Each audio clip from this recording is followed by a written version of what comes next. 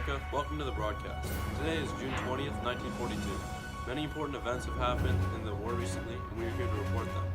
Today, the two main topics will be the Battle of Midway and the concentration camps in Europe. The Americans get revenge for Pearl Harbor and dominate the Japanese in the Battle of Midway.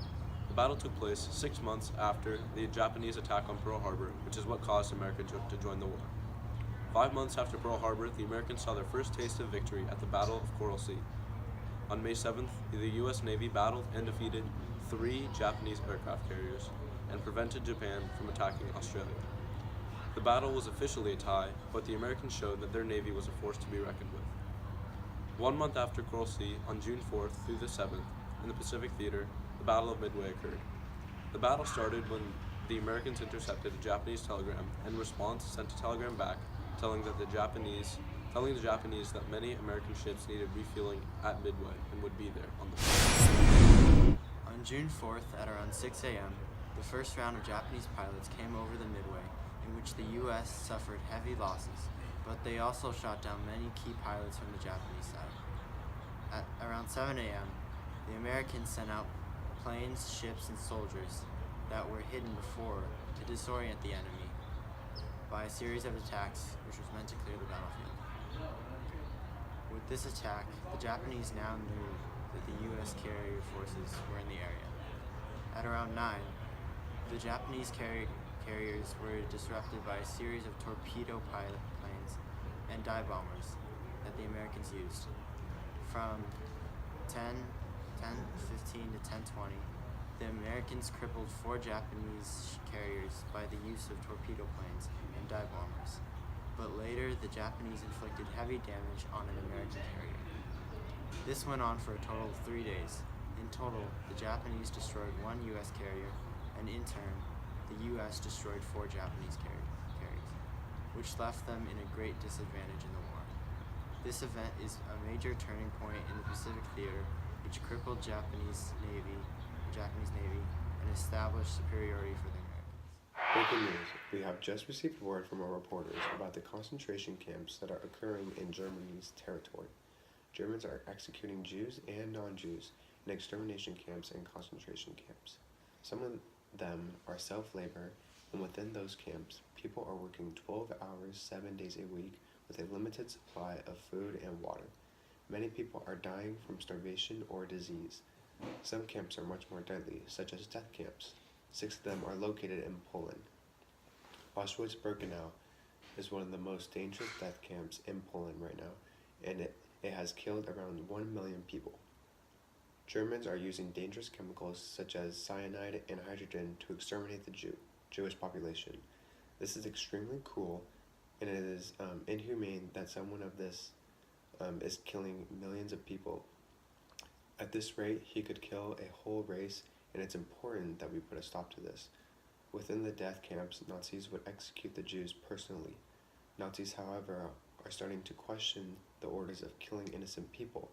Hitler has now created ovens and dangerous showers that contain dangerous gases. They kill the Jews when they take a shower. I'm here in Auschwitz, a small town in Poland, here to see the recent construction of Auschwitz-Birkenau.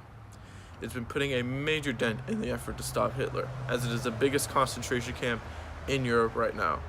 In September of 1941, the SS at Auschwitz conducted its first test of the deadly Zyklon B, which is used as a rat poison, an effort to kill more faster and more efficient than carbon monoxide. They first tested them on Soviet POWs and Polish prisoners. On average, 6,000 Jews are getting killed each and every day. The success of these operations led to the construction of gas chambers and the crematoriums at Auschwitz. This eventually led to Jewish men, women, and children being sent to Auschwitz, then getting murdered each and every day. This was all conducted around February and March earlier this year. In addition to this sensitive topic, prisoners are getting starved, beaten, and worked to death each and every single day here in this place, which seems far from the real world. Baseball is a very popular sport today in Japan. After 1944, some of them didn't play baseball and decided to serve in the war. Around 100 of them died in service protecting their country. American baseball is one, if not the most popular sport today. However, because of the recent bombings of Pearl Harbor and other battles that are happening within this war, the Baseball Association is deciding whether or not to stop the baseball season or to carry on with it. The commissioner has sent a letter to President Roosevelt asking his opinion on whether or not the league should finish the season. Roosevelt responded by saying the league should carry on with the season and that he enjoys throwing the first pitch at every spring training game. However, during the war, we have many baseball players who are joining the war. Over 500 players are joining the war, and popular players such as Ted Williams and Joe DiMaggio are joining the war. Today's news, we are reviewing the highly anticipated self-help book by Dale Carnegie, How to Win Friends and Influence People, is selling out fast. This book delves into ways to make people like you and how to influence others' ways of thinking. Also, the book talks about ways to get people to agree with your way of thinking, as well as how to be a leader. This book is an incredible book because it can be applied in everyday life and has a universal theme that can be applied by everyone. This is an easy-to-read narrative that includes specific examples of the ideas Carnegie is trying to convey to the reader. Carnegie writes, "When dealing with people, let us remember we are not dealing with creatures of logic. We are dealing with creatures of emotion." In his clear, concise language, Carnegie conveys topics that appear to be common sense, but are often forgotten. With the helpful advice given this book just might become one of the most known books in history. Today we have a special guest whose name is Bruce Goldcrest. He served in World War II and was in the Battle of Midway. Bruce, thank you for being here today. Thank you for having me, sir.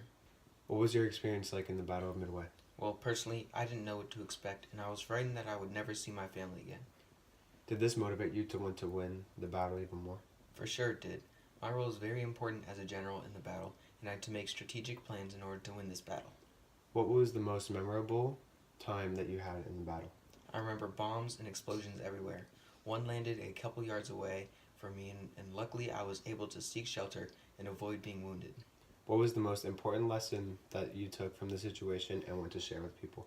Many men and women are sacrificing their lives to protect American territories. It is important to respect the people who have served in the war. Well, there you have it. Thank you, Bruce, for your service, and thank you for taking the time to come and have this interview with me. With the recent win in the Battle of the Midway, the United States has gained huge leverage in the war in the Pacific against the Japanese.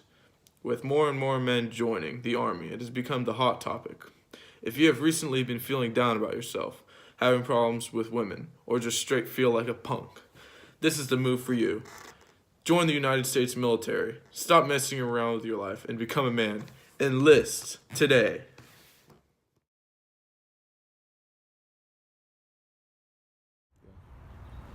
Today, in our Remembering Fallen Heroes segment, we'll be talking about a soldier and a Holocaust victim. Soldier Edward E. Elowitz was a private first class, served in the 3rd Battalion, 18th Infantry Regiment, 1st Infantry Division of the U.S. Army. He was born in Chicago, Illinois on October 25, 1919. He volunteered to military service at age 20. He served for the first 4 years as an officer, training paratroopers stateside. Elowitz never felt that he was doing enough to help the war effort. For this reason, he gave up his officer's commission and volunteered to serve in the infantry, assigned to the 18th Infantry Regiment of the 1st Division as a replacement. He died on the battlefield as a true American patriot and hero on March 18, 1945. Franz Anton Ledermann, born October 16, 1889, was raised in a town in eastern Germany called Hirschberg. The son of Jewish parents, he earned a law degree from Breslau University and a doctorate of jurisprudence from Geneva University in Switzerland. At the age of 35, he married Ile Louis Citroen, a woman of Dutch-Jewish ancestry. The couple settled in Berlin, where Franz had a successful law practice. There, the Ledermans had 2 daughters. The family moved to Amsterdam to escape the Nazis in 1939. Unfortunately, on June 20, 1943, the Nazis found the Ledermans and deported them to the Westpoort camp in the Netherlands. In 1944, they were sent to Auschwitz, where Franz died at age 50. Now, after its long anticipated release, the Merrimacks have finally dropped their hit track, Praise the Lord and Pass the Ammunition. Reaching over 50,000 sales within their first week of release, ladies and gentlemen, the Merrimacks. Down went the gunner, a bullet was his fate. Down went the gunner, and then the gunner's mate. Up jumped the sky pilot, gave the boys a look, and manned the gun himself as he laid aside his book. Shout, praise the Lord and pass the ammunition. Praise the Lord and pass the ammunition. Praise the Lord and pass the ammunition, and we'll all stay free. Praise the Lord and swing into position. Can't afford to be a politician. Praise the Lord, we're all between perdition and the deep blue sea. Yes, the sky pilot said it. You've got to give him credit, for a son of a gunner was he. Shout and praise the Lord, we're on a mighty mission. All aboard, we're not a-going fishing. Praise the Lord and pass the ammunition, and we'll all stay free. Praise the Lord and pass the ammunition. Praise the Lord and pass the ammunition. Praise the Lord and pass the ammunition, and we'll all stay free. Praise the Lord and swing into position. Can't afford to be a politician. Praise the Lord, we're all between perdition and the deep blue sea. Oh brother, praise the Lord, pass the ammunition. Oh brother, praise the Lord, pass the ammunition. Oh brother, praise the Lord, pass the ammunition, and we'll all stay free. Oh brother, praise the Lord, we're on a mighty mission. Oh brother, all aboard, we're not a-going fishing. Oh brother, praise the Lord, pass the ammunition, and we'll all stay free. Yes, the sky pilot wrote it. Join me while I quote it. There's a plenty religion for you and for me. Shout and praise the Lord and pass the ammunition. Praise the Lord and pass the ammunition. Praise the Lord and pass the ammunition, and we'll all